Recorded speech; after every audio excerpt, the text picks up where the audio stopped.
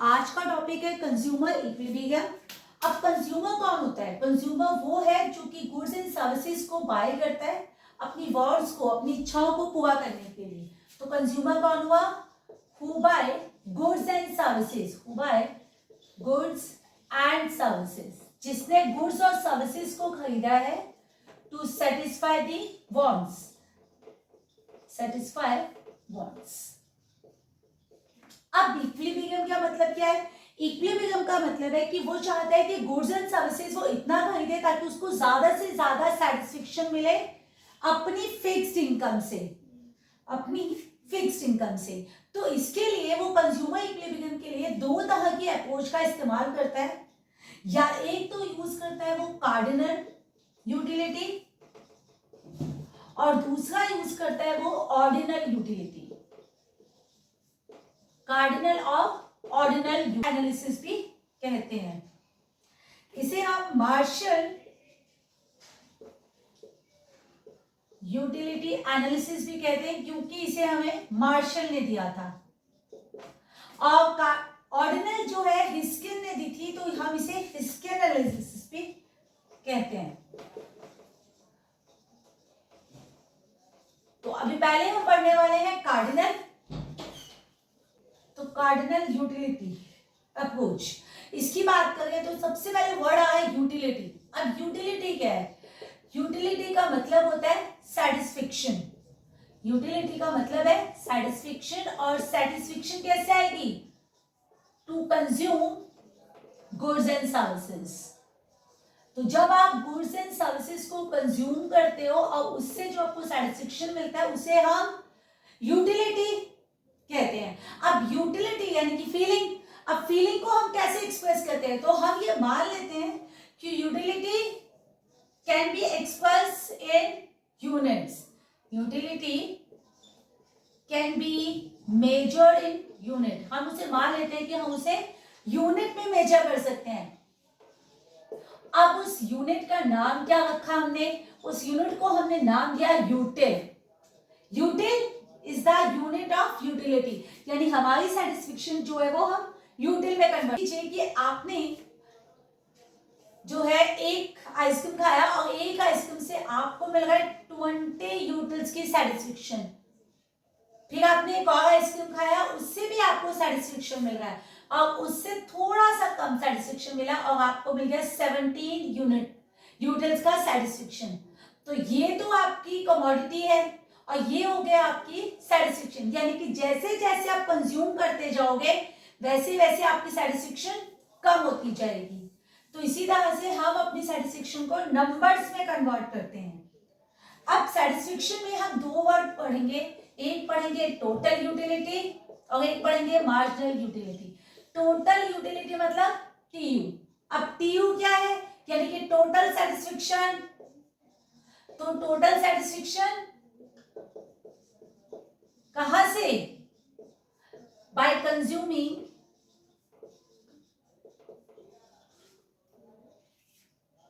All units of goods and services. यानी जितने भी गुड्स एंड सर्विसेज आप चाहिए थे आपको, उनसे जो आपको सेटिस्फेक्शन मिल गया उसको आप बोलते हो total utility.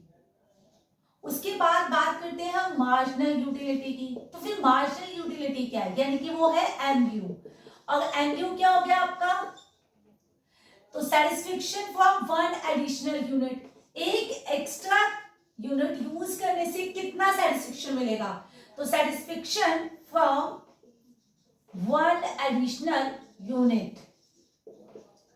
One additional unit को इस्तेमाल करके आपको कितना सेटिस्फेक्शन मिला वो आपका एमयू है। अब आप एमयू कैसे कैलकुलेट कर सकते हो?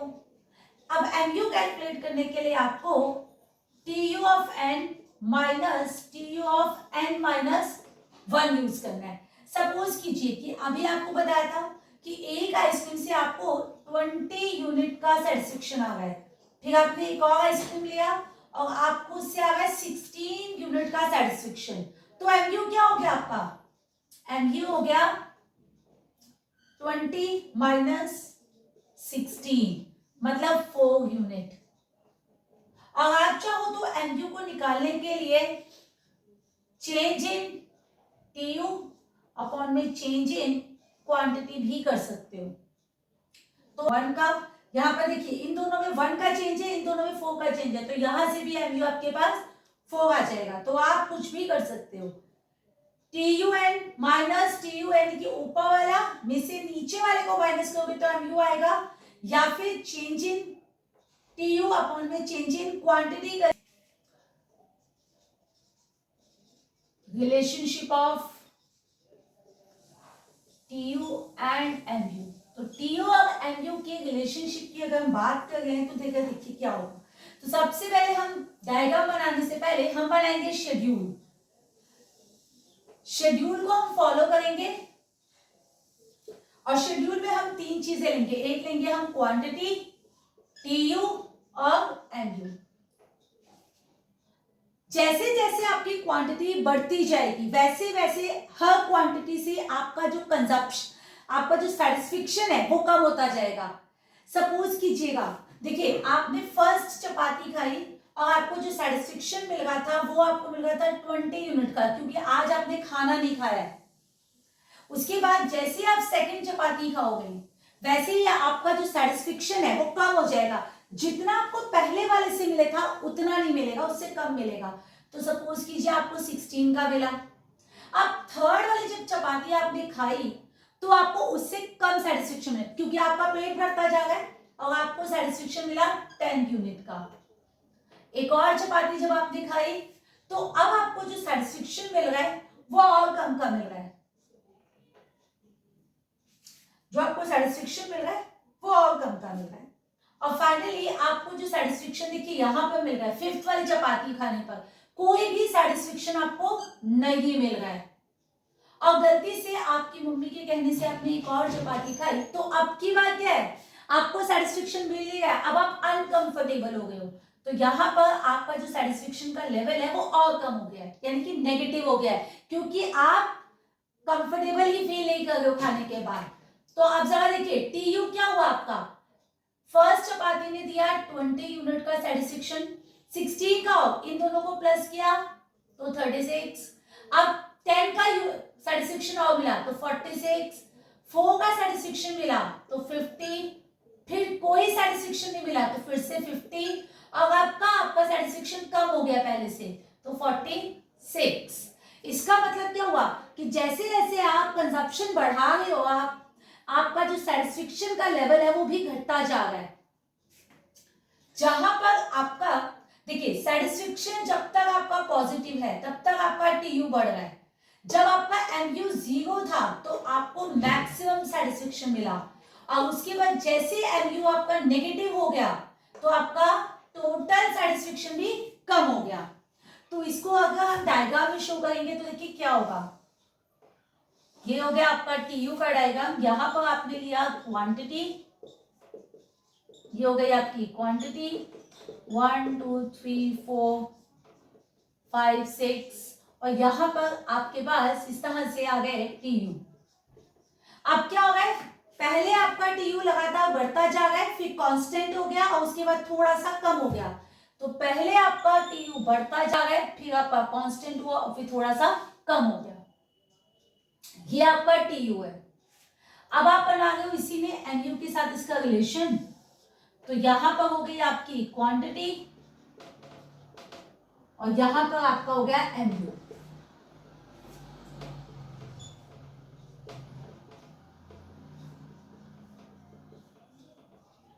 तो जरा देखिए, जहां पर आपका सेटिस्फेक्शन का जो लेवल है वो मैक्सिमम हुआ, जहां पर भी आप सेटिस्फेक्शन आपका मैक्सिमम हुआ था, जहां पे भी आपका सेटिस्फेक्शन जो था वो मैक्सिमम हो रहा था, वहां पर आपका एमयू 0 है। अब आप देखिए पहले 0 पर, यहां से 0 पे आ गया, तो जब आपका टीयू मैक्सिमम था तो एमयू 0, उसके बाद जैसे टीयू कम हुआ एमयू भी नेगेटिव है। तो रिलेशनशिप क्या हुआ, फर्स्ट क्या है कि जब एमयू पॉजिटिव है तो टीयू क्या कर रहा है, increase. When MU is positive, mu is positive, tu increases, tu increase कर रहा है। अगर आपका mu पॉजिटिव है। सेकंड क्या हुआ, व्हेन MU इज 0, MU आपका 0 हुआ तो TU क्या हो गया, यानी कि total TU is maximum, TU आपका मैक्सिमम हो गया। और फाइनली आपका क्या हुआ कि व्हेन MU इज नेगेटिव, जब आपका MU नेगेटिव हुआ तो TU क्या हो जाएगा, TU फॉल्स। तो ये आपका रिलेशनशिप है जो बहुत ही इंपॉर्टेंट क्वेश्चन है आपके एग्जाम का, तो इसे अच्छे से कीजिएगा। इसमें ये सारा रिलेशनशिप में आपको डायग्राम भी बनाना है, शेड्यूल भी बनाना है और रिलेशनशिप भी लिखना है। आपका law of diminishing marginal utility,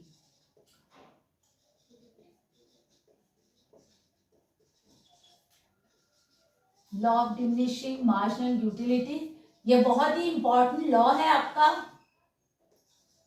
इसका मतलब क्या है, इसका मतलब ये है कि जैसे जैसे आपका मार्जिनल मतलब एडिशनल, यूटिलिटी मतलब सैटिस्फैक्शन, तो जैसे जैसे आपका कंजप्शन बढ़ने लगेगा वैसी वैसी आपकी जो सैटिस्फैक्शन है वो डिमिनिश करने लगेगी, मतलब कम होने लगेगी। तो according to this law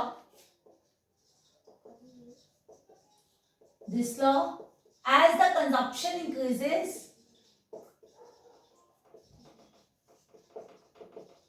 as the consumption increases, marginal utility falls। जैसे जैसे आपका with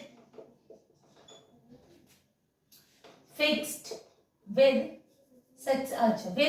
income, तो यानी कि आपने अपनी इनकम में कोई चेंज नहीं किया, आपने कंजप्शन बढ़ाया और जैसे ही कंजप्शन बढ़ाया तो आपकी जो यूटिलिटी थी मार्जिनल वो फॉल करने लगी। अब किसी भी लॉ को लिखने के लिए हमें कुछ चीजों को एज्यूम करना पड़ता है, तो हम कुछ एजम्पशन लेकर चलते हैं ताकि वो लॉ को हम जनरलाइज कर सकें। तो एजम्पशन क्या है, हम क्या क्या ऐसा मानकर चल रहे हैं वो सारी हमारी एजम्पशन है। फर्स्ट हमने क्या कंसीडर किया कि जो भी हमारी सेटिस्फेक्शन है हम उसे मेजर कर सकते हैं। तो फर्स्ट क्या है, यूटिलिटी कैन बी मेजर, यानी आप यूटिलिटी को मेजर कर सकते हो इन टर्म्स ऑफ यूटिल्स। तो आप यूटिलिटी को मेजर कर रहे हो यूटिल्स में। सेकंड आप क्या कह रहे हो कि आपका जो यूटिलिटी है उसको आप मेजर कर सकते हो इन टर्म्स ऑफ नंबर्स। तो utility can be measure in terms of number.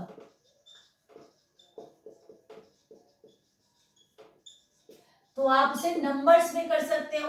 Third आप क्या कह रहे हो कि आपका जो कंजप्शन है वो कंटिन्यूअस होना चाहिए, कंजप्शन शुड बी कंटिन्यूअस। इसका मतलब ये हुआ कि आपने एक चपाती अभी खाई, एक बाद में खाई, फिर एक रात को खाई, तो ये कंजप्शन जो है वो आपकी यूटिलिटी को कम नहीं करेगा क्योंकि आपने अलग अलग टाइम पे खाया। तो कंजप्शन जो है वो एक साथ होना चाहिए। तो कंजप्शन शुड बी कंटिन्यूअस, यानी कि एक बार में आपने कितनी चपाती खाई उसकी बात चल रही है ये। तो consumption should be continuous. Next क्या होगा आपके पास, कंज्यूमर भी रैशनल, कंज्यूमर रैशनल होना चाहिए, उसे मार्केट में अलग अलग चीजों के बारे में नॉलेज होना चाहिए, ठीक है, ताकि वो मैक्सिमम सैटिस्फैक्शन को गेन कर सके। तो कंज्यूमर शुड बी रैशनल, तो कंज्यूमर होना चाहिए rational to compare the satisfaction of different commodities, to compare the satisfaction of different commodities। तो डिफरेंट कमोडिटीज से उसका जो सेटिस्फेक्शन मिल रहा है उसको वो कंपेयर कर सके। अब आपके पास जो कंजप्शन है उसकी जो क्वांटिटी है वो थोड़ा प्रॉपर होनी चाहिए। सपोज कीजिए कि आपने 1 स्पून खाया, 1 स्पून आपने या 1 बाइट आपने खाया पिज्जा का, तो वहां से आपकी यूटिलिटी कम नहीं होगी बल्कि बढ़ जाएगी क्योंकि आपने सफिशिएंट अमाउंट लिया ही नहीं। तो क्वांटिटी जो है वो थोड़ी सफिशिएंट होनी चाहिए। तो quantity of consumption should be reasonable. Quantity of consumption should be reasonable.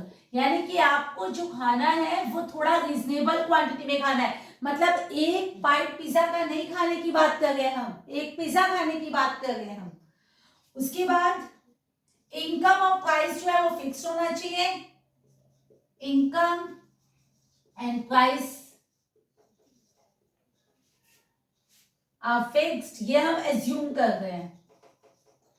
तो ये सारी की सारी एजम्पशन है. लॉ तभी काम करेगा जब हम ये सारी एजम्पशन लेकर चले. बनाने के लिए आप क्या बनाओगे? शेड्यूल. अब फिर से आपने एक शेड्यूल बनाया. शेड्यूल में आपने क्या ली? क्वांटिटी, टीयू और एमयू. ये रहा क्वांटिटी, ये रहा टीयू और ये रहा एमयू.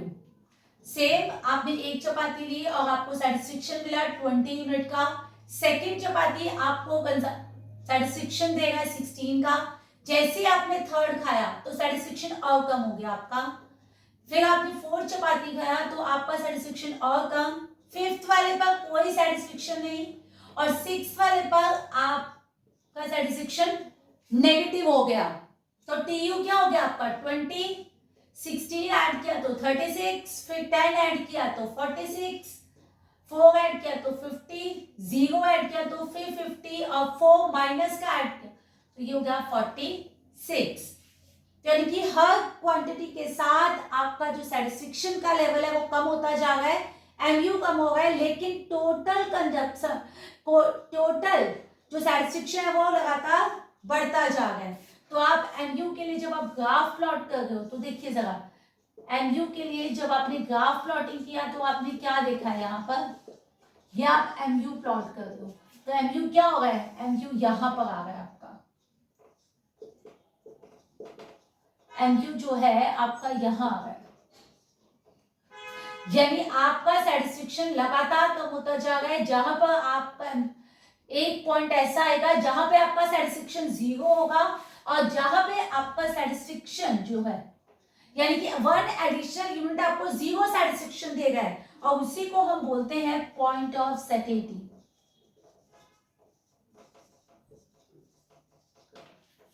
जहां पर आपका एमयू 0 हो जाता है. तो आपने क्या देखा? पहले एमयू जो था वो डिक्रीज कर रहा है लेकिन टीयू बढ़ रहा है. जहां पर एमयू 0 है टीयू मैक्सिमम है. जब एमयू नेगेटिव हुआ तो टीयू भी फॉल कर गया. अब बात करेंगे हम कंज्यूमर इक्विलिब्रियम की.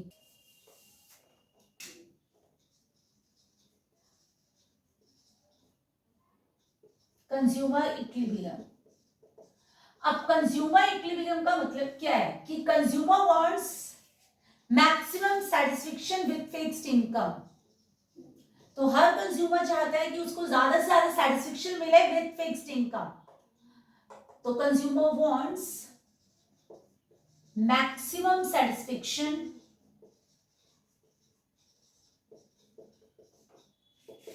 With fixed income.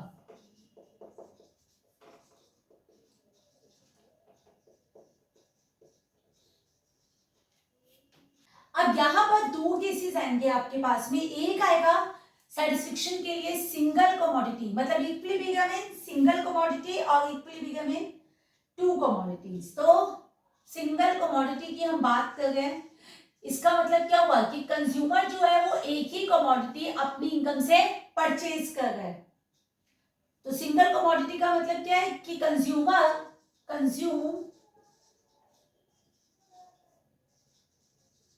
Only single commodity, यानी सिर्फ एक ही कमोडिटी को वो कंज्यूम कर रहा है. तो एजम्पशन सारी वही होने वाली है जो मैंने भी आपको लिखवाई थी. वो सारी 6 एजम्पशन सेम होंगी. तो आपको लिखवा दिया मैंने assumption same as diminishing marginal utility law. Same assumption की हम बात करें तो यहां पर हम क्या कर रहे हैं कि हमने सारा का सारा जो है इनकम वो सिंगल कमोडिटी पर खर्च किया है. अब उसके लिए आपको क्या करना है? देखिए, आप एज्यूम कर रहे हो कि जो आपकी सेटिस्फेक्शन है उसे आप मनी के टर्म्स में कन्वर्ट कर देते हो. ठीक है, और ये भी कंज्यूम करते हो कि इक्विलिब्रियम क्या होगा, इक्विलिब्रियम कब आएगा, जितना आपने प्राइस दिया है उतनी आपको सैटिस्फैक्शन मिलेगी। तो equilibrium attain when price of x larger utility of x. तो जितना आपने चीज पर खर्च किया है उतनी आपको सैटिस्फैक्शन मिलेगी जब, तब आप इक्विलिब्रियम अटेन करोगे। अगर आपको पैसे जितने आपने खर्च किए हैं उससे ज्यादा या उससे कम सैटिस्फैक्शन मिलेगी तो आप वापस से इक्विलिब्रियम पॉइंट पर आ जाओगे। कुछ इस तरह से मानिए कि अगर मान लीजिए कि आप किसी रेस्टोरेंट में खाना खाने गए, अब जहां पर आपने खाना खाया वहां पर आपने जितना पे किया अगर उतना ही आपको मजा आया तो इसका मतलब है आपको इक्विलिब्रियम मिला। लेकिन अगर आपको उससे ज्यादा मजा आया तो इसका मतलब ये है कि आप अगली बार फिर जाना चाहोगे, और बार बार अगर आप जाते जाओगे तो आपका जो सेटिस्फेक्शन का लेवल है वो धीरे धीरे कम होने लगेगा और आपको उतना मजा नहीं आएगा। और अगर आपको वहां पर पहले ही मजा नहीं आया था, आपको लगा कि पैसे आपने खर्चे उतना मजा नहीं आया, तो आप वहां पे जाना बहुत कम कर दोगे। और जब आप वहां जाना कम कर दोगे तो फिर से आप इक्विलिब्रियम की तरफ, जैसे जैसे आप कम कर दोगे तो जब आप कभी कभार जाओगे तो आपको या वहां डिस्काउंट मिलेगा तो आपको वहां पर मजा आने लगेगा। ये आएगा आपके पास इक्विलिब्रियम का पॉइंट। तो जरा देखिए, marginal utility in terms of money, money के टर्म्स में अगर हम मार्जिनल यूटिलिटी की बात करें तो हम क्या बात करेंगे कि मार्जिनल यूटिलिटी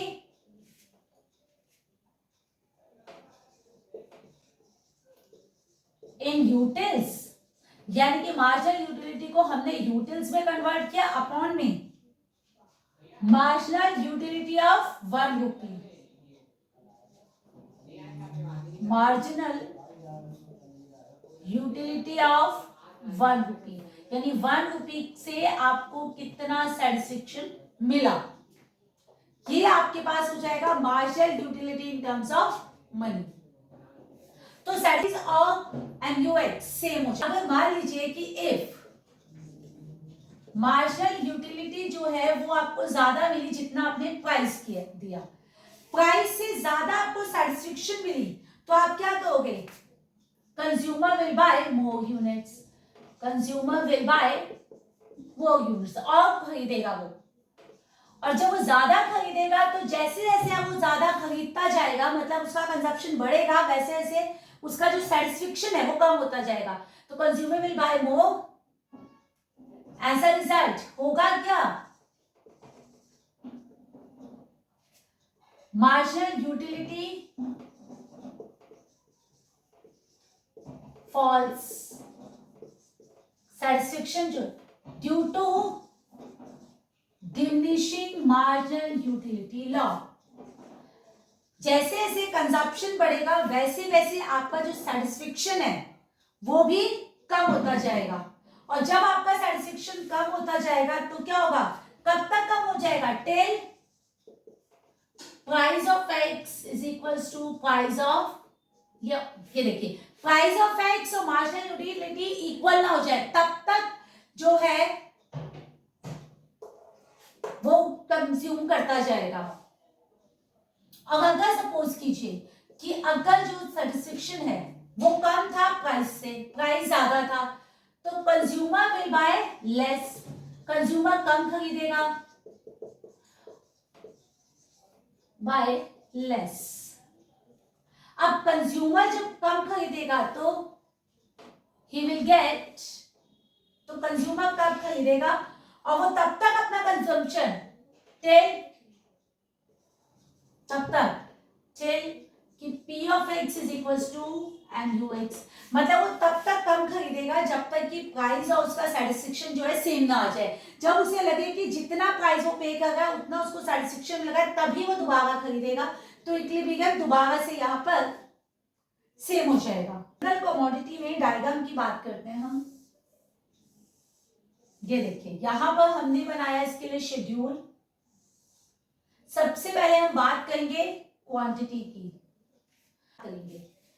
तो सबसे पहले हम बात क्या कर रहे थे, हम बात कर रहे थे जैसे जैसे प्राइस हम लोगों को सबको सेम देना है, तो हमने लेट कर लिया है कि हमारा जो प्राइस है वो 10 है, तो हर कमोडिटी पे हम 10 रुपीज देने वाले हैं। तो एक अगर आप सपोज कीजिए कि आपने सिंगल आइसक्रीम खरीदी 10 रुपीज की और आपको उससे सेटिस्फेक्शन मिली 20 यूटिल्स की, फिर आपने एक और आइसक्रीम खरीदी 10 रुपीज की, लेकिन अब आपको उससे 16 यूनिट की सेटिस्फेक्शन मिली। एक और आइसक्रीम खरीदी 10 रुपीज की और आपका जो सेटिस्फेक्शन था वो 10 यूटिल्स का हो गया। एक और आइसक्रीम खरीदा 10 रुपीज का, सेटिस्फेक्शन हो गया आपके पास 4। फिर एक और आइसक्रीम खरीदा 10 का और आपका सेटिस्फेक्शन हो गया 0। फिर नेक्स्ट एक और आइसक्रीम खरीदा, अब की बार आपका सेटिस्फेक्शन हो गया -4। अब MUX और PUX का माइनस, इन दोनों को माइनस किया तो 10, इन दोनों को माइनस किया 6, इन दोनों को माइनस किया 0, माइनस किया तो -6, 0 -10, -10, -10 -4, तो ये आ गया माइनस का 14। अब जरा देखिए यहां पर जहां पर आपके पास 0 आ गया डिफरेंस, तो यहां पर इसका मतलब क्या है, 0 करने का मतलब क्या है कि आपका जो सेटिस्फेक्शन है और आपका जो प्राइस है वो सेम है। अगर वो सेम है तो क्या हो गया आपके पास इक्विलिब्रियम। यहां पर आपका सेटिस्फेक्शन ज्यादा था प्राइस से, तो कंजप्शन राइजेस, कंजप्शन जो थी वो बढ़ गई थी, आप कंजप्शन ज्यादा कर रहे थे, कंजप्शन राइज कर रहा था। यहां पर क्या है आपका सेटिस्फेक्शन कम है, प्राइस ज्यादा है, तो MUX जो है वो लेसर है आपकी प्राइस से, तो कंजप्शन क्या कर रहे हो आप, फॉल। यहां पर आप कंजप्शन कम कर दोगे, तो जहां पर दोनों इक्वल होंगे वहां पर आपका इक्विलिब्रियम लाई करेगा। तो यहां पर जरा देखिए, इसके लिए हमने डायग्राम बनाया, यहां पर आपने ली क्वांटिटी और यहां पर आपने बनाया सेटिस्फेक्शन यानी कि MUX। अब आपका जो प्राइस था, हम यहाँ पर प्राइस आते हैं, प्राइस हो गया आपके पास में, प्राइस जो था वो 10 रुपीज का था। आपका जो सेटिस्फेक्शन है वो लगातार कम हो गया है। ये देखिए जब आपका प्राइस और आपकी सेटिस्फेक्शन इक्वल हो जाएंगे तो ये जो पॉइंट होगा E, this is the equilibrium point, ये आपका इक्विलिब्रियम पॉइंट होगा और ये होगी आपकी equilibrium quantity. This is the equilibrium quantity, ये क्वांटिटी आपकी इक्विलिब्रियम है, ये प्राइस आपका इक्विलिब्रियम है और यहां पर आपको मैक्सिमम सेटिस्फेक्शन भी मिलेगा। ये सिंगल, तो इक्विलिब्रियम कंडीशन हम कैसे लिख सकते हैं सिंगल कमोडिटी में, इक्विलिब्रियम कंडीशन अगर आपको लिखना है सिंगल कमोडिटी में, तो यानी कि प्राइस जो होता है वो किस पर डिपेंड कर रहा है, marginal utility of X upon में मार्जिनल यूटिलिटी ऑफ मनी। या ये भी कह सकते हो कि मार्जिनल यूटिलिटी ऑफ मनी क्या है, marginal utility of X upon में मार्जिनल यूटिलिटी ऑफ प्राइस।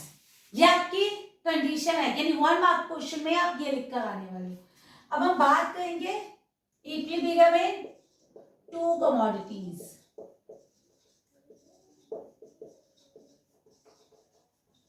तो 2 कमोडिटीज में इक्विलिब्रियम की हम बात करते हैं, तो इसको हम जो है, इसके बहुत सारे नाम है, एक तो इसका नाम है गूसन्स लॉ, इसको हम गूसन्स लॉ भी कहते हैं, लॉ ऑफ मैक्सिमम सेटिस्फेक्शन भी कहते हैं, मैक्सिमम सेटिस्फेक्शन, और इसका एक और नाम है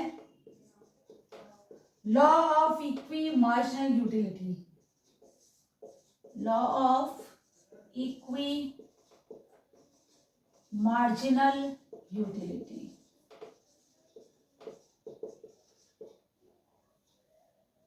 ये 3 हम एज्यूम करते हैं, एज्यूम क्या कर रहे हैं कि जो प्राइस है 2 कमोडिटीज का वो सेम है। एज्यूम दैट कि आप 2 क्वांटिटी ले रहे हो, एक ले रहे हो एक्स और एक ले रहे हो वाई, लेकिन दोनों का जो प्राइस है वो इक्वल है, प्राइस ऑफ एक्स और प्राइस ऑफ वाई दोनों के दोनों सेम है, ये आपने एज्यूम कर लिया।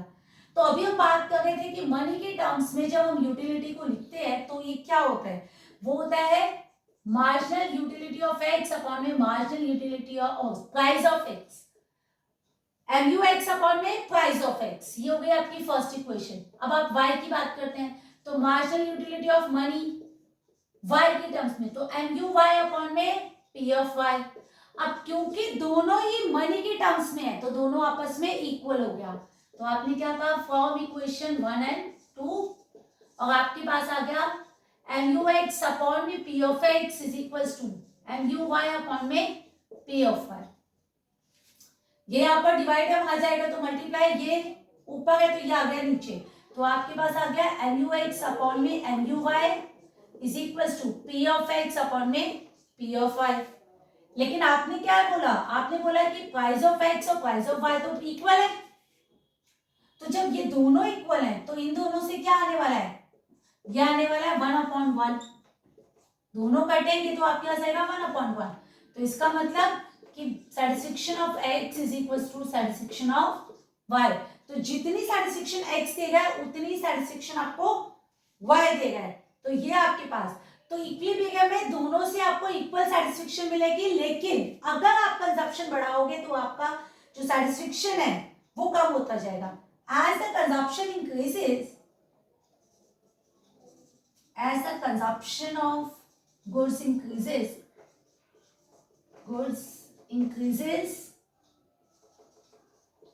mu falls, क्यों फॉल्स करेगा, due to diminishing marginal utility law. जैसे जैसे कंजप्शन बढ़ता है हमारा जो सैटिस्फैक्शन का लेवल है वो भी, फिर से हम बनाएंगे शेड्यूल,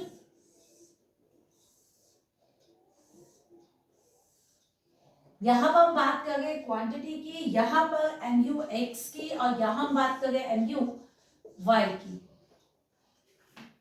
तो जरा दिख गए थे, ठीक है। तो एक से आपको सैटिस्फैक्शन मिल रहा था 20 यूनिट का और दूसरे से थोड़ा सा कम सैटिस्फैक्शन मिल रहा था 16 यूनिट का। फिर आपने एक और क्वांटिटी कंज्यूम की दोनों की, और आपको इससे सैटिस्फैक्शन मिला 14 यूनिट का और इससे आपको मिला 12 यूनिट का सैटिस्फैक्शन। फिर से आपने एक और यूज किया, इससे मिला आपको 12 का सैटिस्फैक्शन और इससे आपको मिला 6 का सैटिस्फैक्शन। फिर आपने एक और यूनिट कंज्यूम किया और आपके पास इससे सैटिस्फैक्शन है 7 का और इससे आ गया आपके पास 5 का सैटिस्फैक्शन। जैसे आप एक और ले रहे हो तो इससे हो गया आपके पास 5 का और इससे हो गया आपके पास 3 का। तो जैसे जैसे आपका कंजप्शन बढ़ रहा है वैसे वैसे आपका जो सैटिस्फैक्शन है वो दोनों ही केसेस में कम होता जा रहा है। दोनों ही केसेस में, चाहे वो एक्स हो या वाई, दोनों ही केसेस में आपका सैटिस्फैक्शन कम होता जाएगा। और जहां पे अगर आप इसके लिए डायग्राम प्लॉट करते हो तो जरा देखिए, यहां पर आपने ली क्वांटिटी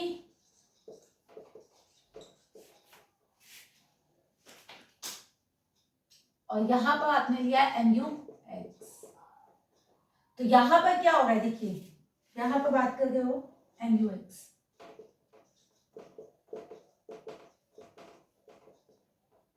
तो अब आपके पास क्या होगा देखिए, यहां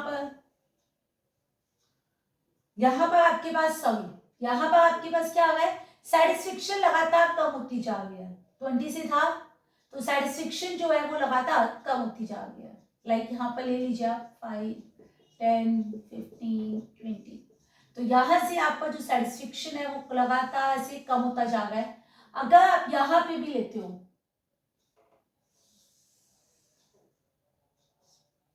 यहां पर एम यू वाई, अब यहां पर क्या होगा देखिए, यहां पर 16 से स्टार्ट होने वाला है आपके पास, तो ये देखिए ये आ गया ऐसे, जहां पर आकर दोनों मिल गए वहां पर आपका सैटिस्फैक्शन लेवल आ गया, यानी इक्विलिब्रियम वहां पर आएगा जहां पर दोनों का आपस में आकर मिलेंगे। तो मैक्सिमम सैटिस्फैक्शन आपके पास तब होगा जब उन पर दोनों मिल जाएंगे। तो इसके लिए भी दो हुआ, as the consumption increases, consumption जैसे जैसे बढ़ेगा एम यू फॉल्स, आपका जो सैटिस्फैक्शन का लेवल है वो कम होता जाएगा। और सबसे बड़ी बात कि दोनों ही केसेस में हम लोगों ने मान लिया था कि जो मनी की तो marginal utility of money is same for both the commodity, यानी कि दोनों से आपको सेम मार्जिनल यूटिलिटी मिल रही है फॉर बोथ कमोडिटी। हिस्कियन अप्रोच भी कहलाते हैं क्योंकि ये हिस्कियन ने दी थी, हिस्कियन एनालिसिस या हिस्कियन अप्रोच, कुछ भी कह सकते हो आप इसे। अब आता है इंडिफरेंस कर्व। यहां पर हम पढ़ते हैं इंडिफरेंस कर्व के बारे में। तो इंडिफरेंस कर्व क्या है आपके पास, ये ग्राफिकल प्रेजेंटेशन है उन सारे कॉम्बिनेशन का टू कमोडिटीज का जो आप अपनी इनकम से खरीदते हो। तो it is a graphical presentation, graphical presentation of combination of two commodities,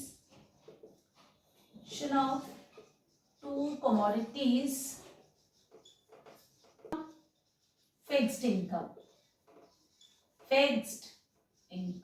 जो उसे फिक्स्ड इनकम से वो खरीद रहा है दो कमोडिटीज, उनका ग्राफिकल प्रेजेंटेशन को वो नाम देता है इंडिफरेंस कर्व का। तो यहां पर हम बात करते हैं शेड्यूल की। यहां पर हो गया क्वांटिटी। अब आप दो गुड्स खरीद रहे हो, एक खरीद रहे हो ए और एक खरीद रहे हो बी। तो यहां पर एक एक कॉम्बिनेशन को नाम दे दिया। सपोज कीजिए इस वाले कॉम्बिनेशन को आपने नाम दिया स्मॉल ए, small B, small C, small D. चार कॉम्बिनेशन आपने बना दिए।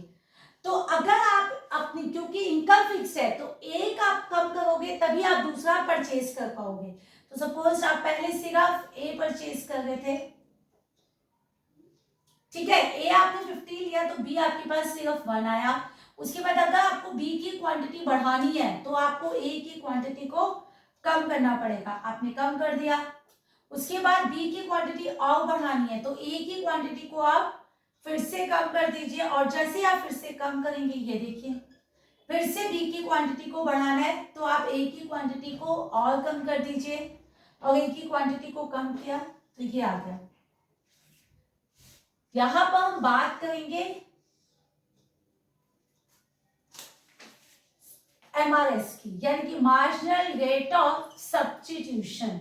मार्जिनल रेट ऑफ सब्स्टिट्यूशन क्या होता है, यानी कि चेंज इन, जो सेक्रीफाइस कर रहा है वो ऊपर आएगा और जो गेन कर रहा है वो नीचे आएगा। मतलब सेक्रीफाइसिंग यूनिट अपॉन में gaining unit, change in sacrificing unit upon में चेंज इन गेनिंग यूनिट। तो यहां पर देखिए जरा, आपके पास 5 यूनिट आपने सेक्रीफाइस किए थे, 5 यूनिट ए के सेक्रीफाइस किए थे, और इससे आपको 1 एक्स्ट्रा यूनिट बी का मिला। फिर आपने 4 यूनिट ए के सेक्रीफाइस किए और आपको 1 एक्स्ट्रा यूनिट बी का मिला। उसके बाद आपने 3 यूनिट ए के सेक्रीफाइस किए और आपको 1 एक्स्ट्रा यूनिट बी का मिला। यानी कि हर बार आप जो है कम सेक्रीफाइस कर रहे हो। क्यों कम सेक्रीफाइस कर रहे हो, क्योंकि हर कंजप्शन के साथ आपका जो सेटिस्फेक्शन लेवल है वो कम होता है। तो जरा देखिए, तो आपने क्या किया, जो आप गेन कर रहे हो उसे यहां पे लीजिए, जो आप सेक्रीफाइस कर रहे हो उसे यहां लीजिए। तो गेन आप कर रहे थे बी को, तो यहां पर आपने ले लिया बी, सेक्रीफाइस कर रहे थे ए को, यहां पर लिया ए। तो ये जब आपके पास ग्राफ बनेगा तो वो कुछ इस तरह से होगा, ना वो एक्स एक्सिस को टच करेगा ना वो वाई एक्सिस को करेगा। क्यों, क्योंकि अगर वो एक्स एक्सिस को टच करता है इसका मतलब क्या हुआ, या वाई एक्सिस को टच करता है तो सिर्फ वो एक ही कमोडिटी को परचेज करेगा, दूसरी को नहीं। तो जिस लेवल पर उसको सबसे ज्यादा सेटिस्फेक्शन मिलेगा वही उसका इक्विलिब्रियम लेवल होगा, जिस पर उसे सबसे ज्यादा सेटिस्फेक्शन। तो बात आ गई इंडिफरेंस मैप क्या है। इंडिफरेंस मैप है बहुत सारे इंडिफरेंस कर्व का indifference map curve, in the family of indifference curve. तो इंडिफरेंस कर्व के जो अलग अलग इंडिफरेंस कर्व है उनकी फैमिली को आप बोलते हो इंडिफरेंस मैप। यानी कि अगर आप इसी लीजिए, देखिए एक और ऐसे जब बहुत सारे इंडिफरेंस कर्व बना देते हो तो ये इंडिफरेंस मैप बन जाता है। क्या एजम्पशन लेते हैं जब हम इंडिफरेंस कर्व को बनाते हैं? तो सबसे पहला हम क्या एजम्पशन देते हैं? There are two commodities. आपके पास दो कमोडिटीज होनी चाहिए। देयर आर टू कमोडिटीज, आप दो चीजें टू बी परचेज। आपको दो कमोडिटीज को परचेज करना है, एक को नहीं, क्योंकि ऐसे ही एक सेक्रीफाइस होगा तभी दूसरा गेन होगा। उसके बाद आप दूसरा क्या कहने वाले हो कि हमेशा इंडिफरेंस कर्व क्या करता है? तो indifference curve follow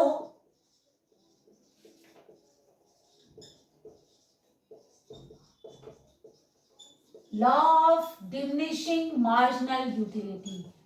law of diminishing marginal utility को फॉलो करता है आपका इंडिफरेंस कर्व। और consumer should be rational. Consumer को नॉलेज होना चाहिए, consumer should be rational. Consumer को नॉलेज होना चाहिए कि वो मैक्सिमम सेटिस्फेक्शन को गेन कर सके। Should be rational to get maximum satisfaction, ताकि उसे मैक्सिमम सेटिस्फेक्शन मिल सके। अब हम बात करेंगे इसकी प्रॉपर्टीज की।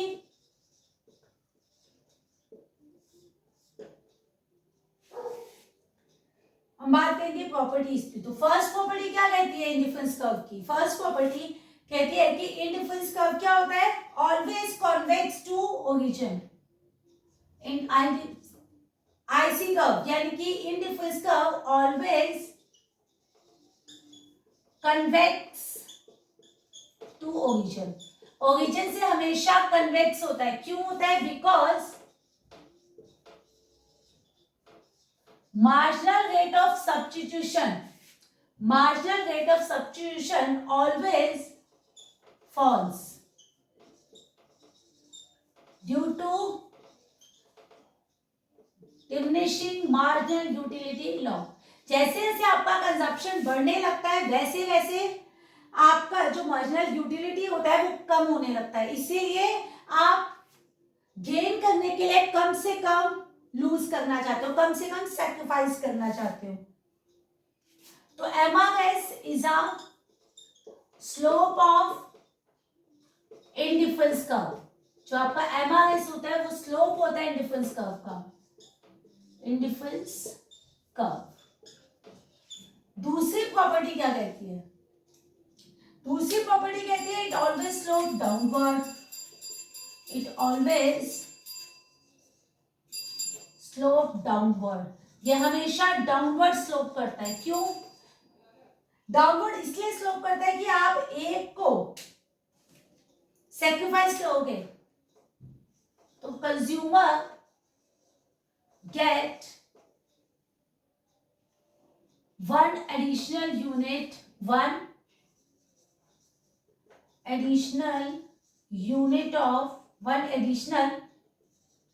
Unit of one commodity by sacrificing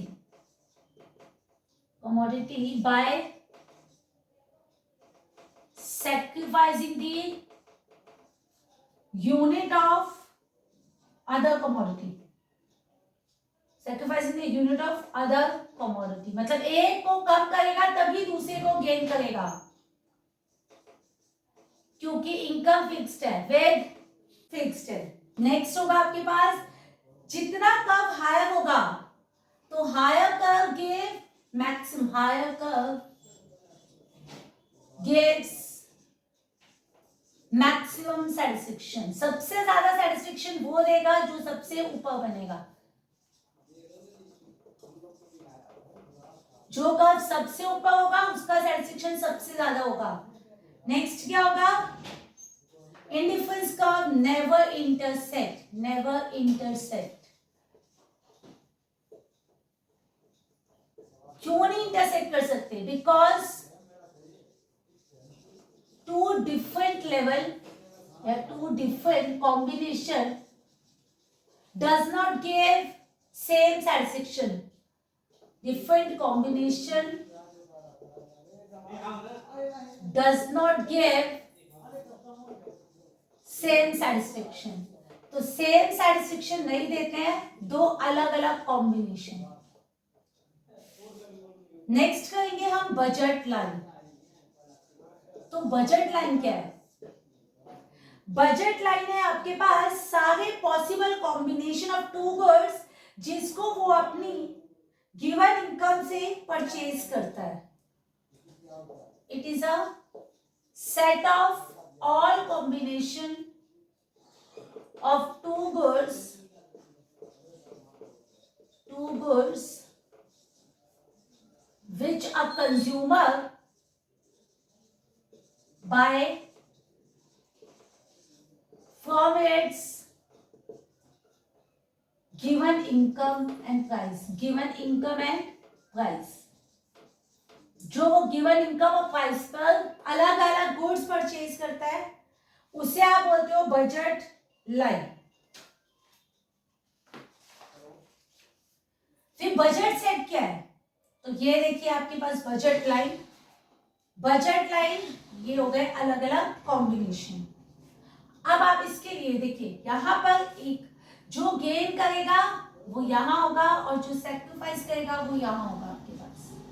जो गेन करेगा, तो अब आप यहां पे एक शेड्यूल बना लीजिए।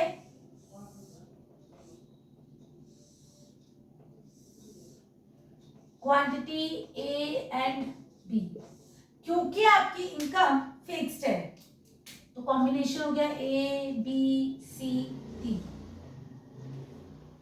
क्योंकि आप 5 यूनिट्स थे ए के, तो आपने बी एक भी परचेज नहीं किया। जैसे आपने यहां पर गेन, यहां पर ए को लूज किया तो बी गेन हो गया। फिर से आपने क्या किया, इसको एक लूज किया तो बी जो है वो बढ़ गया आपके पास। और यहां पर आपने फिर से लूज किया तो यहां पर भी आपके पास थोड़ा सा बढ़ गया। ये देखिए यहां पर कॉम्बिनेशन है अलग अलग। ये कॉम्बिनेशन है आपके पास, यहां पर है आपके पास ए, ये है बी, और यहां पर है आपकी इनकम। क्योंकि हर केस में आपकी जो इनकम है वो सेम है। जितना आप खर्च कर रहे हो उतनी ही आपकी इनकम है। तो अलग अलग कॉम्बिनेशन। फर्स्ट वाला कॉम्बिनेशन है ए। जब आपने एक भी बी नहीं खरीदा और सारे के सारे आपने ए परचेज किए, उसके बाद नेक्स्ट कॉम्बिनेशन में आपने 4 यूनिट ए के खरीदे और 2 यूनिट बी के खरीदे। थर्ड कॉम्बिनेशन में आपने 3 यूनिट ए और 4 यूनिट बी के खरीदे। फोर्थ कॉम्बिनेशन में आपने 2 यूनिट ए और 6 यूनिट बी के खरीदे। फिफ्थ कॉम्बिनेशन में आपने 1 यूनिट ए का और 8 यूनिट बी के खरीदे। और सिक्स कॉम्बिनेशन में आपने ए एक भी नहीं खरीदा, सारे के सारे बी परचेज किए हैं। बी परचेज किए और आप मान रहे हो कि प्राइस ऑफ ए जो है वो 4 है और प्राइस ऑफ बी जो है आपके पास वो 2 है। ये आप लेट कर चुके हो। तो यहां पर देखिए जरा 5 इंटू 4 प्लस 0 इंटू 2, तो फाइनली आपने 20 खर्चे। फिर से 4 इंटू 4 प्लस 2 इंटू 2, 16 प्लस 4 20। उसके बाद 3 into 4 plus 4 into 2 20। 2 into 4 plus 6 into 2 20। 1 into 4 plus 8 into 2 20। 0 into 4 plus 10 into 2 20। Budget set is a set of all possible combination of two goods with given income and price.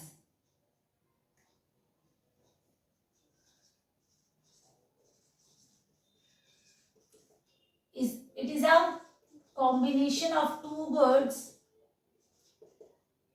combination of two goods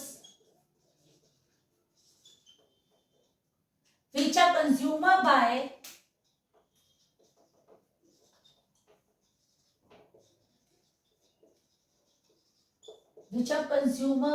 with given income, जो वो given income से purchase करता है। अब बात करते हैं slope of budget line की। तो स्लोप ऑफ बजट लाइन क्या है? बजट लाइन का स्लोप क्या होगा आपका? बजट लाइन का स्लोप जो होता है वो होता है sacrificing, change in sacrificing unit upon में change in gaining unit. Sacrificing ऊपर आएंगे और गेनिंग नीचे आएंगे। इसे आप प्राइस रेशियो भी कहते हो, इसे आप प्राइस रेशियो भी कहते हैं। और प्राइस रेशियो का एक और नाम होता है MRE, marginal rate of exchange. MRE मतलब marginal rate of exchange. Properties की बात करें अगर बजट लाइन की, तो प्रॉपर्टीज देखिए क्या होंगी। इसकी दो प्रॉपर्टी है जो हमेशा डाउनवर्ड स्लोप करता है, क्योंकि एक लूज करेगा तो दूसरा gain. It always slope downward, ये हमेशा नीचे की तरफ जाएगा, ऑलवेज स्लोप डाउनवर्ड। ठीक है, मतलब नेगेटिव, तो इट हैज नेगेटिव स्लोप, क्योंकि एक गेन कर रहा है और दूसरा लूज, नेगेटिव स्लोप, इसीलिए इसका स्लोप हमेशा नेगेटिव होता है। Because one commodity rises and other fall, दूसरा वाला कम होता है। और सेकंड क्या होगा? It is a straight line, it is a straight line. अब स्ट्रेट लाइन इसलिए क्योंकि ये प्राइस रेशियो पर डिपेंड करता है। तो shift in budget line, shift in budget line, budget line में शिफ्ट देखेंगे हम लोग। बजट लाइन में शिफ्ट देखेंगे, तो बजट लाइन में शिफ्ट देखने के लिए आपको दो केसेस करने। एक बात करेंगे चेंज इन इनकम। तो बजट लाइन में शिफ्ट तब होता है जब इनकम में चेंज होता है। तो ये देखिए, ये आपकी बजट लाइन है, यहां पर एक जो सेक्रीफाइस कर रहा है वो यहां होगा, तो बी सेक्रीफाइस कर रहा है और एक गेन कर रहा है, ये गेनिंग है और ये सेक्रीफाइसिंग है, तो ये हो गई आपकी बजट लाइन। अगर आपकी इनकम राइज कर गई है तो बजट लाइन क्या होगा? बाहर की तरफ बनेगा। ये देखिए, अगर इनकम राइज है तो यहां पर क्या है? Income rises. अगर इनकम बढ़ गई है तो राइटवर्ड शिफ्ट है, और अगर इनकम कम हो गई है तो यहां पर हो गया आपके पास लेफ्टवर्ड शिफ्ट। इनकम फॉल्स, अगर इनकम फॉल है तो लेफ्टवर्ड शिफ्ट, और इनकम बढ़ गई है तो राइटवर्ड शिफ्ट। अब बात करते हैं प्राइस की। अगर प्राइस में चेंज आएगा तो क्या करेंगे? तो change in price, change in price, तो ये देखिए यहां पर गेन कर रहा है ए, लूज कर रहा है बी, ये आपकी बजट लाइन है। तो आपने क्या कहा? आपने बोला कि price of A, price of A rises, price जो है ए का बढ़ रहा है। अगर ए का प्राइस बढ़ रहा है तो ए की क्वांटिटी डिक्रीज हो जाएगी, इसलिए ये अंदर की तरफ आएगा। प्राइस ऑफ ए राइजेस, अगर ए बढ़ रहा है तो, और यहां पर देखिए अगर प्राइस ऑफ ए कम हो रहा है तो यह बाहर की तरफ आएगा। Price of A falls. अब हम बात करेंगे बी की। बी के प्राइस में भी तो चेंज हो सकता है आपके पास। तो अगर हम बी के प्राइस की बात करेंगे तो यहां पर देखिए आप चेंज इन प्राइस में चल गए, और हम बात कर रहे हैं बी की। ये देखिए, ये रहा आपके पास ए और ये रहा आपका बी, ये ही आपकी बजट लाइन। अब अगर बी का जो प्राइस है वो बढ़ रहा है, राइज कर रहा है, तो ये देखिए बी आपका कम हो गया। प्राइस ऑफ बी राइजेस, अगर बी का प्राइस कम हुआ है, ये देखिए price of B falls, B का प्राइस फॉल्स हुआ है तो बाहर की तरफ राइटवर्ड शिफ्ट हो जाएगा।